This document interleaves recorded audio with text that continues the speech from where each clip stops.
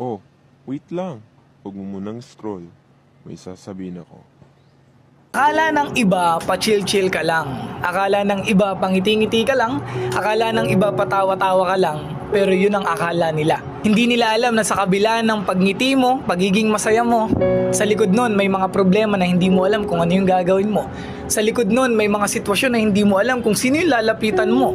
Wala naman kasi tayong ibang choice kundi ngumiti na lang talaga at tawanan ng mga problema. Kaya yung akala ng iba na pa-chill-chill ka lang, akala ng iba na wala kang problema, yun ang akala nila. Hindi ba pwedeng magaling lang talagang magdala? Kasi wala namang option kundi lumaban eh. Kaya ikaw na nanonood, alam ko sa kabila ng pagngiti mo, may mga problemang hindi mo alam kung paano mo susolusyonan. May mga sitwasyon sa buhay mo na hindi mo alam kung sino yung lalapitan. Ngumingiti ka na lang, nagiging masaya ka na lang. Gusto kong sabihin na ipagpatuloy mo yan, maging masaya ka lang, magpahinga ka lang, and then after nun, lalaban ka ulit. Ingat palagi, stay safe.